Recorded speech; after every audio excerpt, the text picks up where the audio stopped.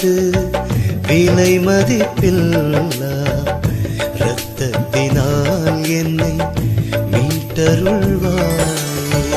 இயேசுவே உமது விலை மதிப்பில்லா இரத்தத்தினால் என்னை மீட்டருள்வாயே.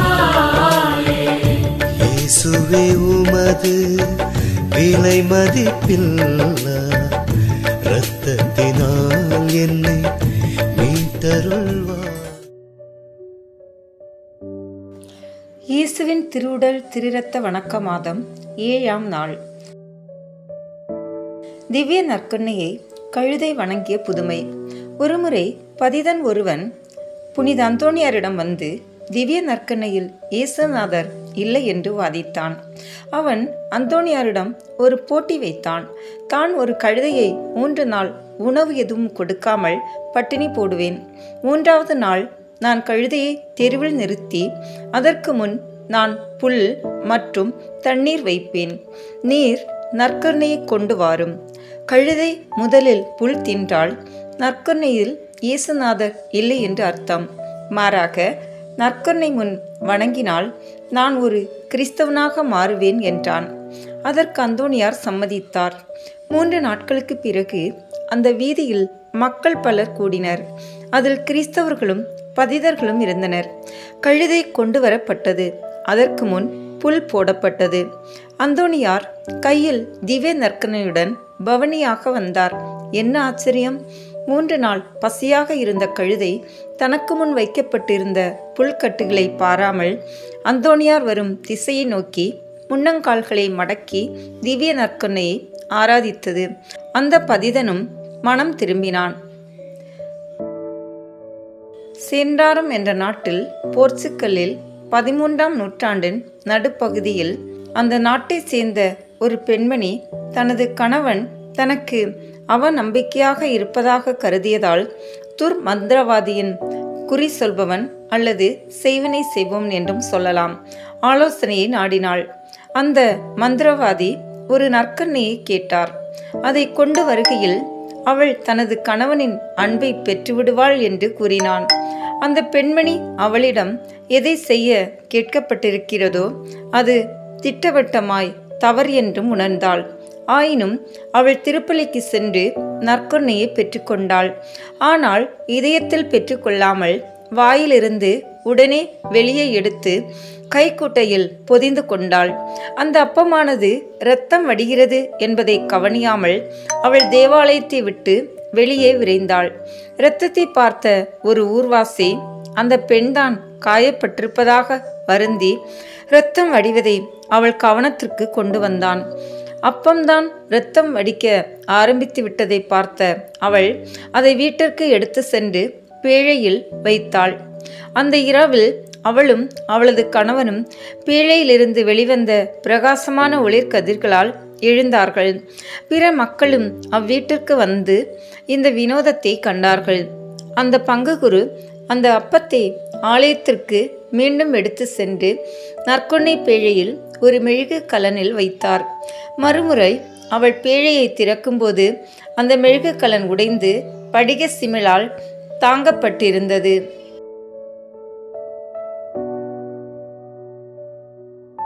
தந்தை மகன் தூய ஆவியின் பெயராலே ஆமென்.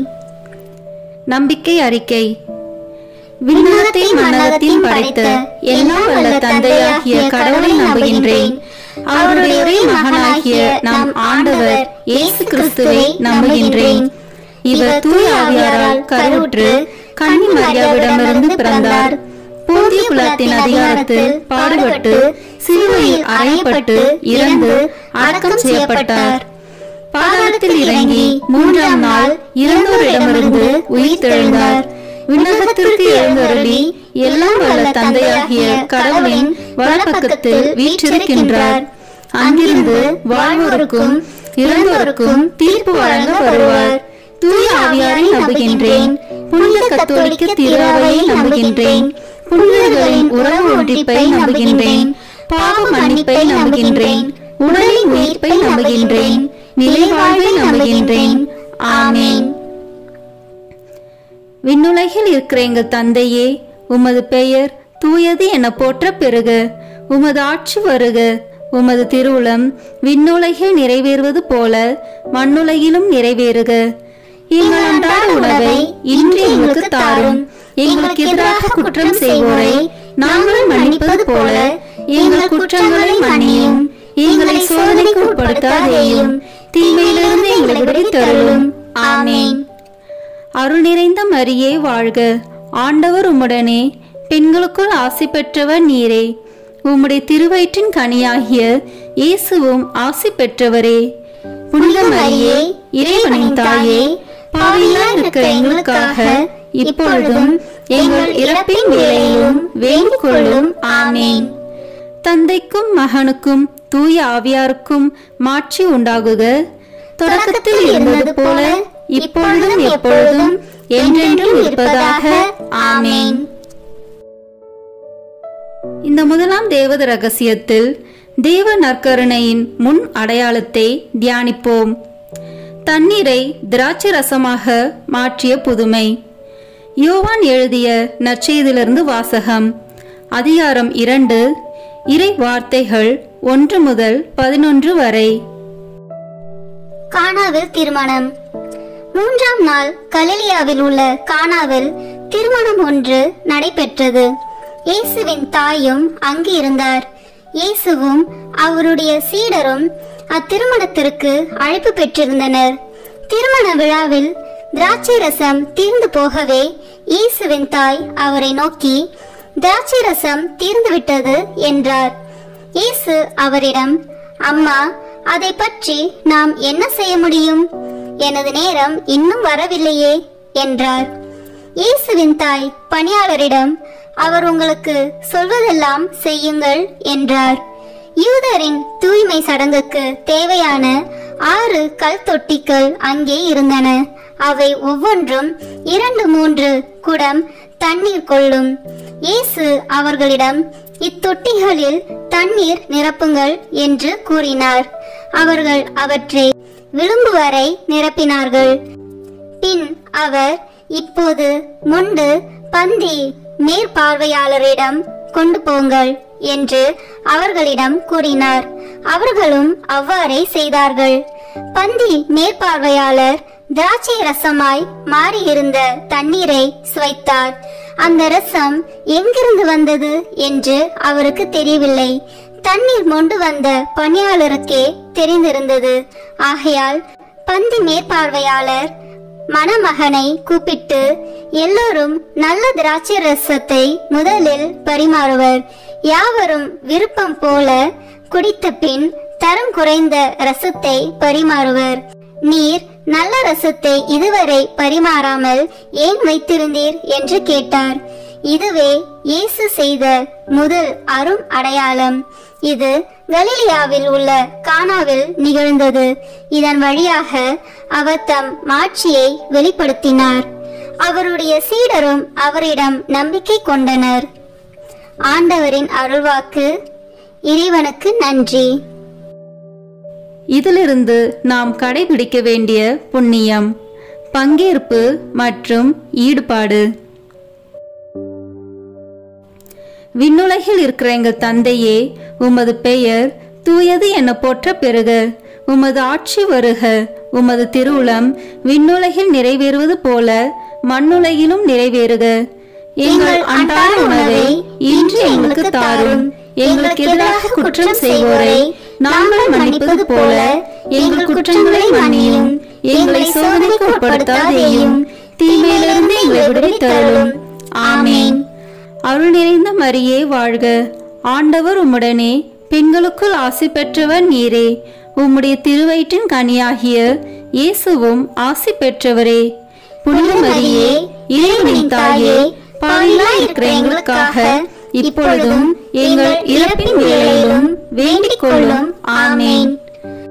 நித்திய ஸ்துதிக்குரிய பரிசுத்த நற்கருணைக்கு பக்தியாய் ஆராதனை எத்திசையும் புரிவோம். நித்திய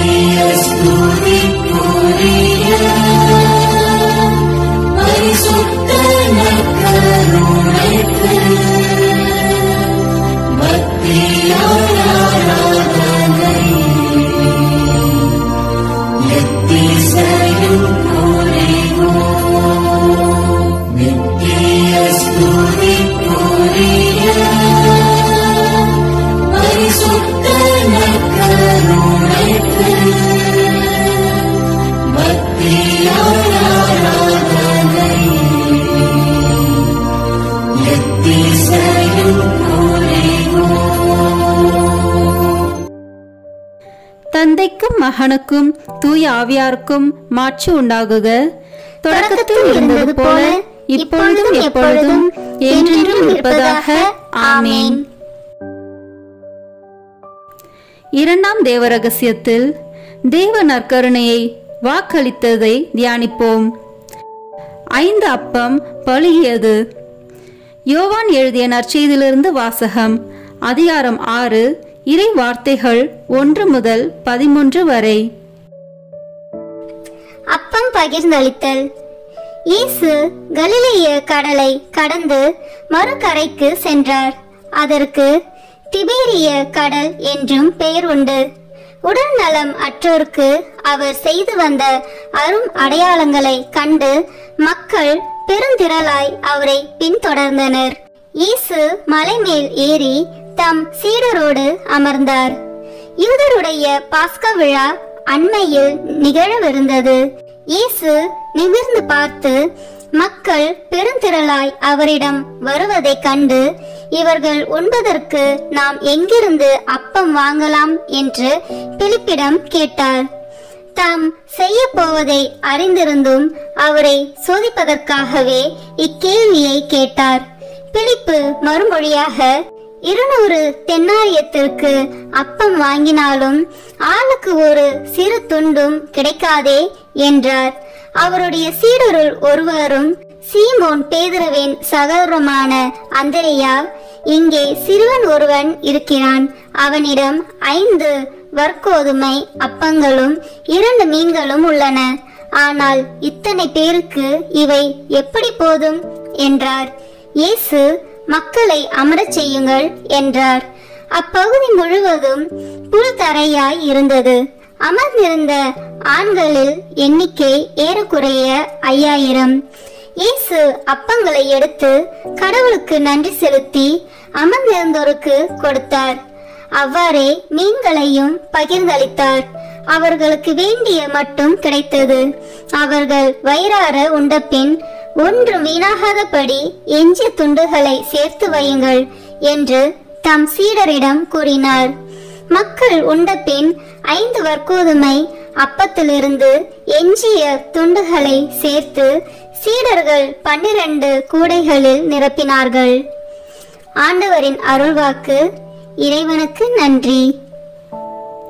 இதிலிருந்து நாம் கடைபிடிக்க வேண்டிய புண்ணியம் பகிர்வு.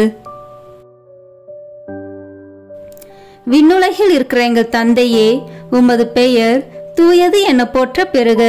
உமது ஆட்சி வருக. உமது திருவுளம் விண்ணுலகில் நிறைவேறுவது போல மண்ணுலகிலும் நிறைவேறுக. எங்கள் அன்றாட உணவை இன்று எங்களுக்கு தாரும். எங்களுக்கு எதிராக குற்றம் செய்வோரை நாங்கள் மன்னிப்பது போல எங்கள் குற்றங்களை மன்னியும். எங்களை சோதனைக்கு உட்படுத்தாதேயும், தீமையிலிருந்து எங்களை விடுவித்தருளும். ஆமேன். அருள் நிறைந்த மரியே வாழ்க. ஆண்டவர் உம்முடனே, பெண்களுக்குள் ஆசி பெற்றவர் நீரே. உம்முடைய திருவயிற்றின் கனியாகிய இயேசுவும் ஆசி பெற்றவரே. புனித மரியே, இறைவனின் தாயே, பாவிகளாய் இருக்கிற எங்களுக்காக இப்பொழுதும் எங்கள் இறப்பின் வேளையிலும் வேண்டிக் கொள்ளும். ஆமேன். நித்திய ஸ்துதிக்குரிய பரிசுத்த நற்கருணைக்கு பக்தியாய் ஆராதனை எத்திசையும் புரிவோம். நித்திய ஸ்துதிக்குரிய பரிசுத்த நற்கருணைக்கு பக்தியாய் ஆராதனை எத்திசையும் புரிவோம். நித்திய ஸ்துதிக்குரிய பரிசுத்த நற்கருணைக்கு பக்தியாய் ஆராதனை எத்திசையும் புரிவோம். தந்தைக்கும் மகனுக்கும் தூய ஆவியாருக்கும் மாட்சி உண்டாகுக. தொடக்கத்தில் இருந்தது போல இப்பொழுதும் எப்பொழுதும் என்றென்றும் இருப்பதாக. ஆமென். இந்த மூன்றாம் தேவ ரகசியத்தில் தேவ நற்கருணையை நிறுவியதை தியானிப்போம். கடைசி உணவு. மார்க்கு நற்செய்தியிலிருந்து வாசகம். அதிகாரம் 14, இறை வார்த்தைகள் 22 முதல் 25 வரை. ஆண்டவரின் திருவிருந்து. அவர்கள் உண்டு கொண்டிருந்த பொழுது அவர் அப்பத்தை எடுத்து கடவுளை போற்றி அதை பிட்டு அவர்களுக்கு கொடுத்து, இதை பெற்றுக்கொள்ளுங்கள், இது எனது உடல் என்றார். பின்பு அவர் கிண்ணத்தை எடுத்து கடவுளுக்கு நன்றி செலுத்தி அவர்களுக்கு கொடுத்தார். அனைவரும் அதிலிருந்து பருகினர். அப்பொழுது அவர் அவர்களிடம், இது எனது உடன்படிக்கையின் இரத்தம், பலருக்காக சிந்தப்படும் இரத்தம். இனிமேல் இறையாட்சி வரும் அந்நாளில்தான் நான் திராட்சை பழ ரசத்தை குடிப்பேன். அதுவரை ஒருபோதும் குடிக்க மாட்டேன் என உறுதியாக உங்களுக்கு சொல்கிறேன் என்றார். ஆண்டவரின் அருள்வாக்கு. இறைவனுக்கு நன்றி. இந்த வாசகத்திலிருந்து நாம் கடைபிடிக்க வேண்டிய புண்ணியம் சுய தியாகம். விண்ணுலகில் இருக்கிற எங்கள் தந்தையே, உமது பெயர் தூயது என போற்ற பெறுக. உமது ஆட்சி வருக. உமது திருவுளம் விண்ணுலகில் நிறைவேறுவது போல மண்ணுலகிலும் நிறைவேறுக. எங்கள் அன்றாட உணவை இன்று எங்களுக்கு தாரும். எங்களுக்கு எதிராக குற்றம் செய்வோரை நாங்கள் மன்னிப்பது போல எங்கள் குற்றங்களை மன்னியும். எங்களை சோதனைக்கு உட்படுத்தாதேயும், தீமையிலிருந்து எங்களை விடுவித்தருளும். ஆமேன். அருள் நிறைந்த மரியே வாழ்க. ஆண்டவர் உம்முடனே, பெண்களுக்குள் ஆசி பெற்றவர் நீரே. உம்முடைய திருவயிற்றின் கனியாகிய இயேசுவும் ஆசி பெற்றவரே. புனித மரியே, இறைவனின் தாயே, பாவிகளாய் இருக்கிற எங்களுக்காக இப்பொழுதும் எங்கள் இறப்பின் வேளையிலும் வேண்டிக் கொள்ளும். ஆமேன். நித்திய ஸ்துதிக்குரிய பரிசுத்த நற்கருணைக்கு பக்தியாய் ஆராதனை எத்திசையும் புரிவோம். நித்திய ஸ்துதிக்குரிய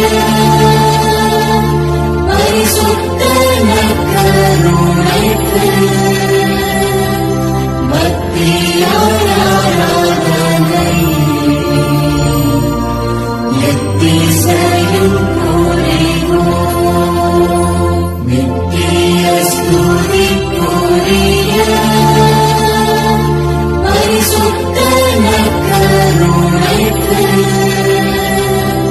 பக்தியாய் ஆராதனை எத்திசையும் புரிவோம். தந்தைக்கும் மகனுக்கும் தூய ஆவியாருக்கும் மாட்சி உண்டாகுக. தொடக்கத்தில் இருந்தது போல இப்பொழுதும் எப்பொழுதும் என்றென்றும் இருப்பதாக. ஆமேன். நான்காம் தேவ ரகசியத்தில் தேவ நற்கருணையை கொண்டாடியதை தியானிப்போம். எம்மாவு சீடர்கள். லூக்கா நற்செய்தியிலிருந்து வாசகம். அதிகாரம் 24, இறை வார்த்தைகள் 13 முதல் 35 வரை. எம்மாவு வழியில் சீடரை சந்தித்தல். அதே நாளில் சீடர்களுள் இருவர் எருசலேமிலிருந்து ஏறத்தாழ 12 கிலோமீட்டர் தொலைவில் உள்ள ஓர் ஊருக்கு சென்று கொண்டிருந்தனர். அவ்வூரின் பெயர் எம்மாவு. அவர்கள் இந்நிகழ்ச்சிகள் அனைத்தையும் குறித்து ஒருவரோடு ஒருவர் உரையாடிக் கொண்டே சென்றார்கள். இப்படி அவர்கள் உரையாடிக் கொண்டும் வினவிக் கொண்டும் சென்ற போது இயேசு நெருங்கி வந்து அவர்களோடு நடந்து சென்றார். ஆனால் அவர் யார் என்று அறிந்து உணர முடியாதவாறு அவர்கள் கண்கள் மறைக்கப்பட்டிருந்தன. அவர் அவர்களை நோக்கி, வழி நெடுகிலும் நீங்கள் ஒருவரோடு ஒருவர் பேசிக் கொண்டிருப்பது என்ன என்று கேட்டார். அவர்கள் முகவாட்டத்தோடு நின்றார்கள்.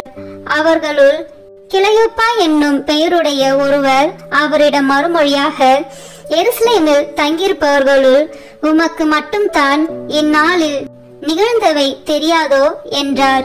அதற்கு அவர் அவர்களிடம், என்ன நிகழ்ந்தது என்று கேட்டார். அவர்கள் அவரிடம், நாசரேத்து இயேசுவை பற்றியே தான் பேசுகின்றோம்.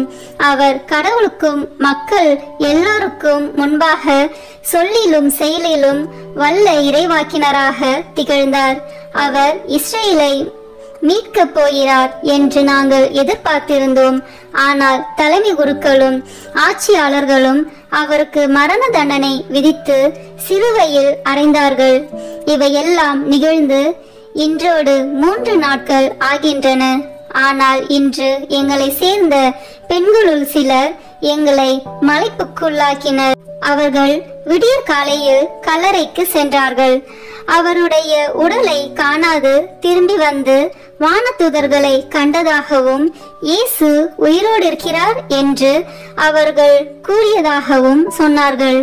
எங்களோடு இருந்தவர்களுள் சிலரும் கல்லறைக்கு சென்று அப்பெண்கள் சொன்னவாறே இருக்க கண்டனர். ஆனால் அவர்கள் இயேசுவை காணவில்லை என்றார்கள்.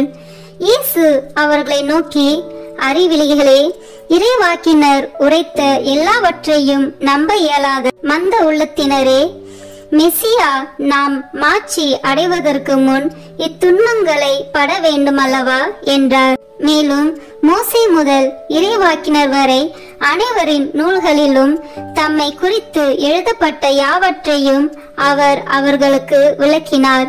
அவர்கள் தாங்கள் போக வேண்டிய ஊரை நெருங்கி வந்தார்கள். அவரோ அதற்கு அப்பால் போகிறவர் போல காட்டிக்கொண்டார். அவர்கள் அவரிடம், எங்களோடு தங்கும், ஏனெனில் மாலை நேரம் ஆயிற்று, பொழுதும் போயிற்று என்று கூறி கட்டாயப்படுத்தி அவரை இணங்க வைத்தார்கள். அவர் அங்கு தங்குமாறு அவர்களோடு சென்றார். அவர்களோடு அவர் பந்தியில் அமர்ந்திருந்த போது அப்பத்தை எடுத்து கடவுளை போற்றி பிட்டு அவர்களுக்கு கொடுத்தார். அப்போது அவர்கள் கண்கள் திறந்தன. அவர்களும் அவரை அடையாளம் கண்டு கொண்டார்கள்.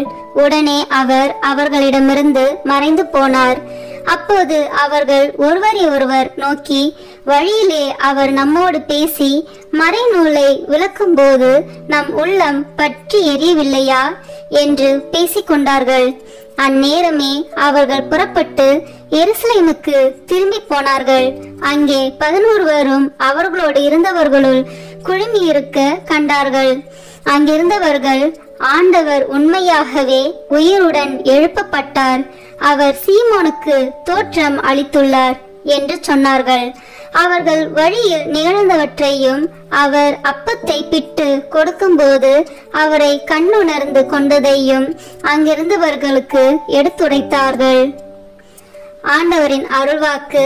இறைவனுக்கு நன்றி. இந்த வாசகத்திலிருந்து நாம் கடைபிடிக்க வேண்டிய புண்ணியம் தோழமை.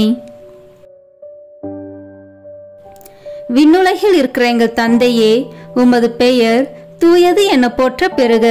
உமது ஆட்சி வருக. உமது திருவுளம் விண்ணுலகில் நிறைவேறுவது போல மண்ணுலகிலும் நிறைவேறுக. எங்கள் அன்றாட உணவை இன்று எங்களுக்கு தாரும். எங்களுக்கு எதிராக குற்றம் செய்வோரை நாங்கள் மன்னிப்பது போல எங்கள் குற்றங்களை மன்னியும். எங்களை சோதனைக்கு உட்படுத்தாதேயும், தீமையிலிருந்து எங்களை விடுவித்தருளும். ஆமேன். அருள் நிறைந்த மரியே வாழ்க. ஆண்டவர் உம்முடனே, பெண்களுக்குள் ஆசி பெற்றவர் நீரே. உம்முடைய திருவயிற்றின் கனியாகிய இயேசுவும் ஆசி பெற்றவரே. புனித மரியே, இறைவனின் தாயே, பாவிகளாய் இருக்கிற எங்களுக்காக இப்பொழுதும் எங்கள் இறப்பின் வேளையிலும் வேண்டிக் கொள்ளும். ஆமேன். நித்திய ஸ்துதிக்குரிய பரிசுத்த நற்கருணைக்கு பக்தியாய் ஆராதனை எத்திசையும் புரிவோம். நித்திய ஸ்துதிக்குரிய பரிசுத்த நற்கருணைக்கு பக்தியாய் ஆராதனை எத்திசையும் புரிவோம். நித்திய ஸ்துதிக்குரிய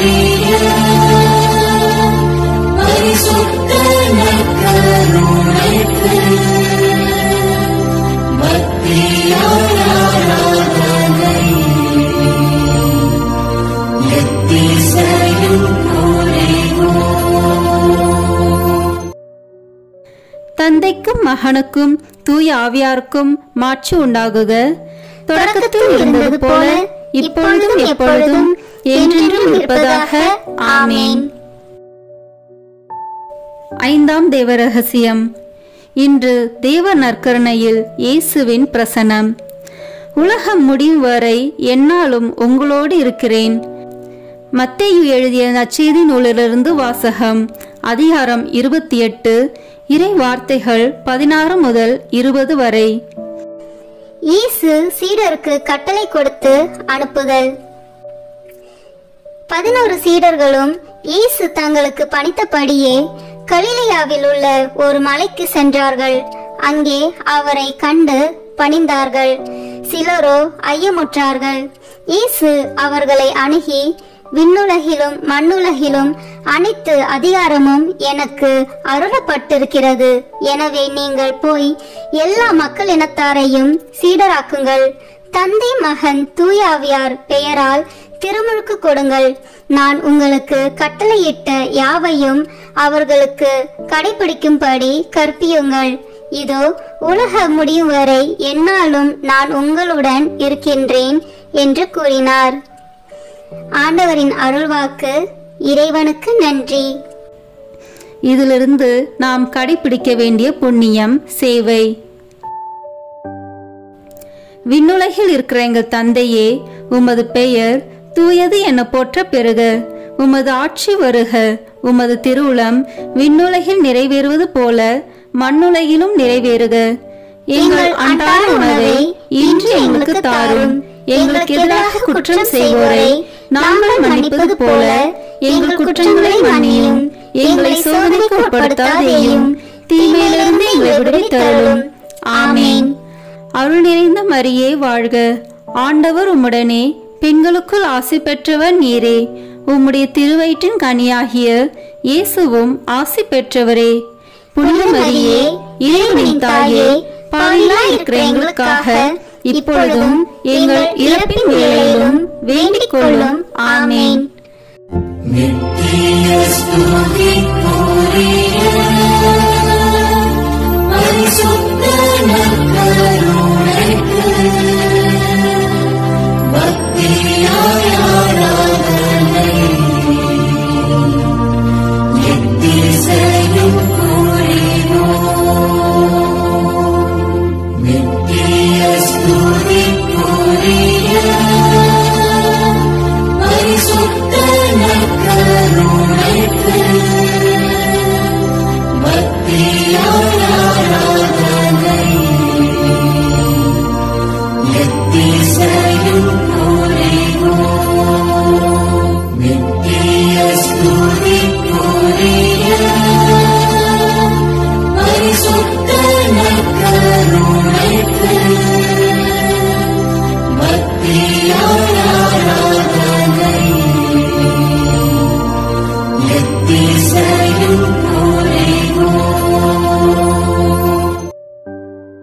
தந்தைக்கும் மகனுக்கும் தூய ஆவியாருக்கும் மாட்சி உண்டாகுக. தொடக்கத்தில் இருந்தது போல இப்பொழுதும் எப்பொழுதும் என்றென்றும் இருப்பதாக. ஆமேன். இறுதி ஜெபம். நற்கருணை மாதாவே, ஆமேன்.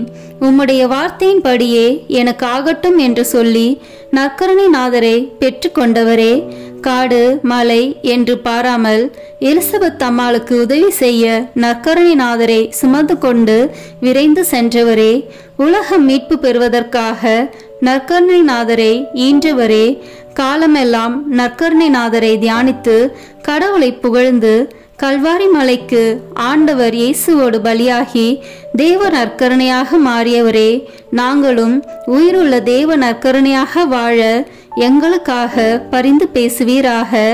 ஆமீன்.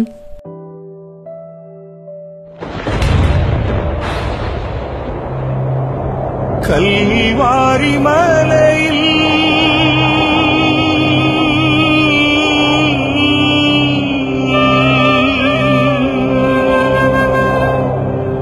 சிந்திய ரத்தத்தால்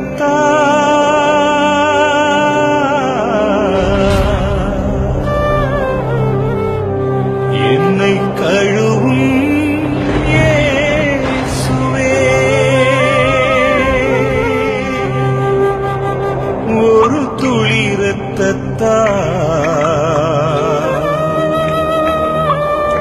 ஒரு துளி இரத்தத்தால் என்னை கழுவும் இயேசுவே.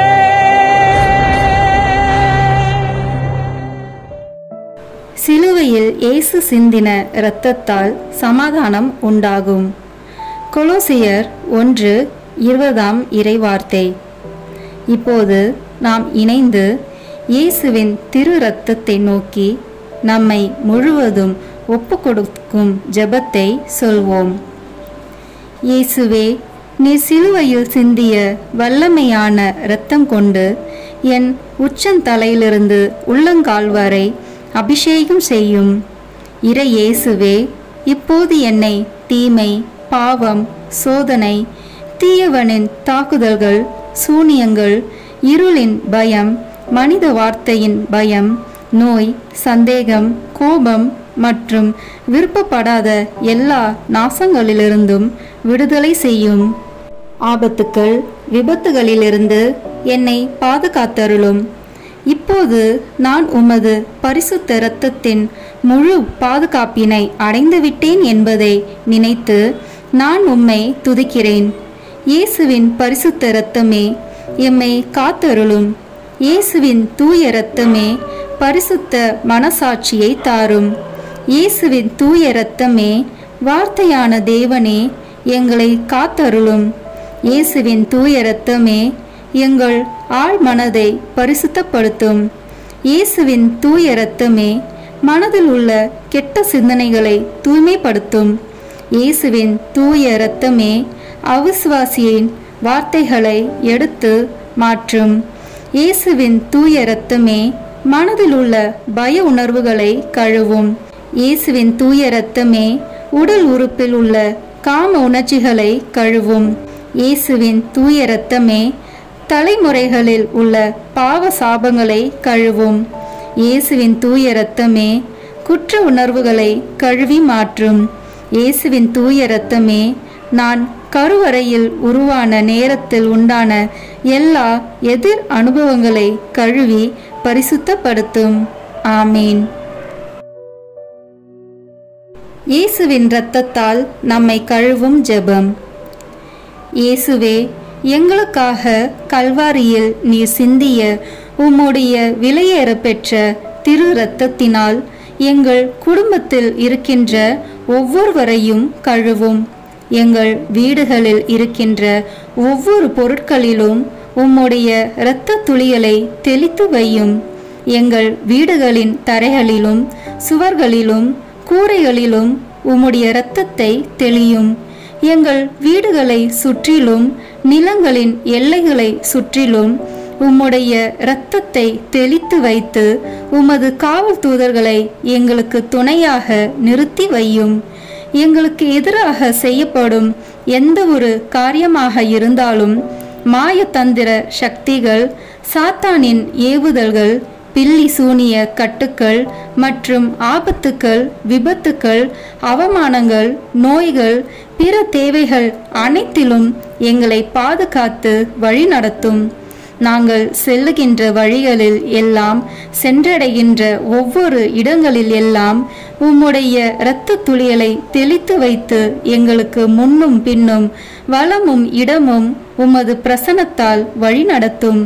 இதுவரை எங்களை பாதுகாத்து வந்த தேவன் இனிவரும் நாட்களிலும் எங்களை பாதுகாத்து வழிநடத்தும்படி ஜெபிக்கிறோம். இயேசுவின் பெயரால் ஆமீன். தந்தை, மகன், தூய ஆவியின் பெயராலே ஆமீன். இந்த வீடியோ உங்களுக்கு பிடிச்சிருக்குன்னா லைக், ஷேர், கமெண்ட் பண்ணுங்க. மறக்காம சப்ஸ்கிரைப் பட்டன் பிரஸ் பண்ணுங்க. தேங்க்யூ.